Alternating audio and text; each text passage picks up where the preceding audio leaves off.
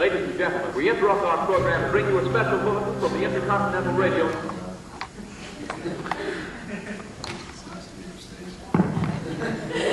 Can you hear me? I'm Eric Plessis. I'm a professor at Radford University, and I'll just make brief comments and introduction for this film this morning.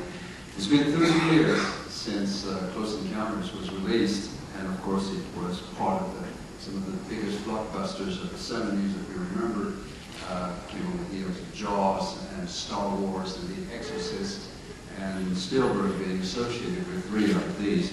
There are 3 editions of the movie.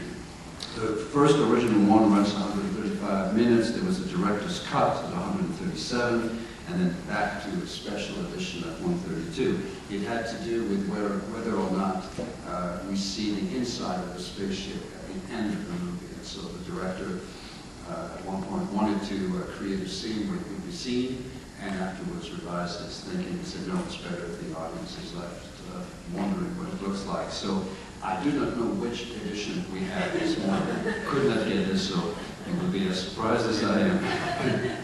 So after 30 years, how does the movie hold up?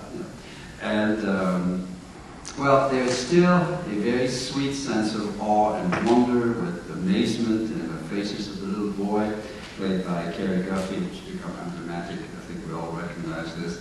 The childlike wonder in the face of adult witnesses, the elderly, the scientist, and of course the kind and wise alien at the end.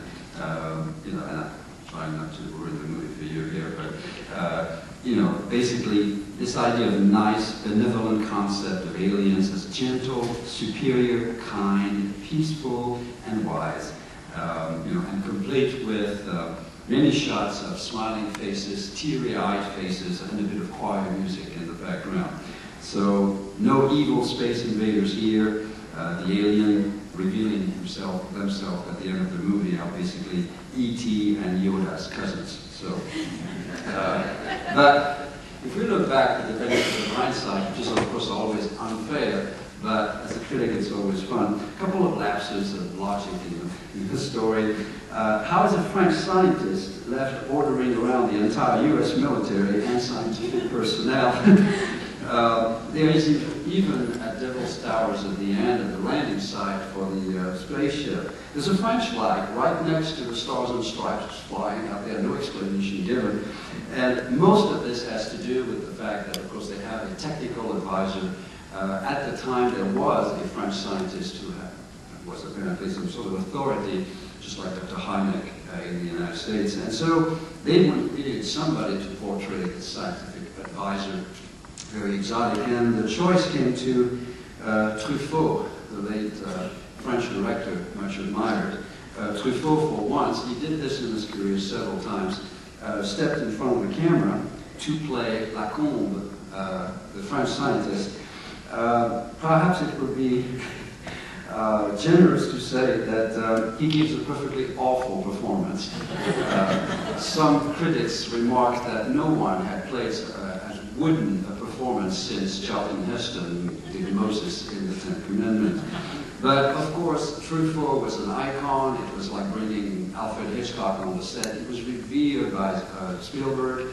The entire cast, everyone was in awe of him. So it didn't really make any difference. Bob Balaban, who plays his translator in the film, who you will recognize, he went on to an interesting career afterwards. Basically, the impression was that he was fluent in French, and he was hired as an actor with such qualities. Actually, it was not so at all. He bluffed his way into the part, and they discovered while he was on stage on the set that there were some problems. The last time he spoke French or learned French was in the 7th grade in a grade school in New York. But to impress Steven Spielberg, he proceeded to recite the fable of the ant and the grasshopper to the amazement, and he said, it's a good thing no one in the room knew French, because my French is abominable. And so today, of course, the fun part is that you hear him do all these translations. Throughout the movie, actually, he delivers the flawless, instantaneous, magnificent translation from the French, though he keeps saying in the movie that he's supposed to be a cartographer by trade, filling in just as an amateur, you know.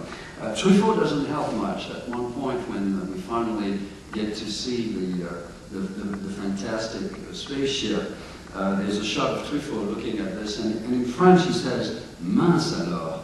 Mince alors is the equivalent of Gene Willikers. So it just somehow, when the movie is shown in France, people guff out. So she could have come up with something else like mince alors. But that's all in good fun. Bob Balaban, actually, who has an important part of the movie, wrote a book called, because he kept a diary while the movie was being filmed. The book is called Truffaut, Spielberg, and Me, An Actor's Diary. And there's a new edition coming out. It's about the making of Close Encounters, so if you can find it in the library or bookstore, it's an excellent read. The special effects, they're 30 years now, of course, after the special effect. This was pre-CGI. Douglas Trumbull of 2001 fame was responsible as a supervisor. Some of the effects are still amazing, they still work very well. Others are a lot of blinding lights, mercury vapor lights, which go a long way in creating atmospheric scenes. A couple of critics have complained that by the time the Epiphany arrives and we see the spaceship, it looks like a gigantic Christmas tree. But I think that it holds up pretty well, even after 30 years. In the footsteps of Jaws, of course, the movie consecrated Richard Dreyfuss as one of the most bankable actors of the 70s. You may want to pay attention to the cameos. There are some interesting people creeping into the movie that you may recognize.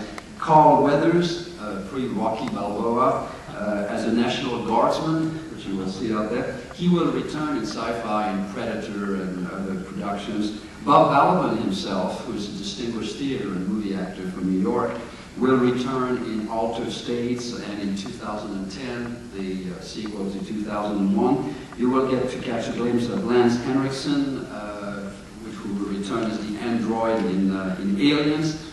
And of course, Justin Dreyfuss, who is Richard Dreyfuss' son, who plays his son in the movie itself, the one who gets particularly exasperated at his father's depression. The movie, I think, still possesses the ability to make us dream. It remains enormously entertaining. It has attained a status symbol as an enduring classic of science fiction and also of masterful storytelling. And so, on this beautiful Sunday morning, I hope you enjoy this timeless gem from Steven Spielberg. Thank you.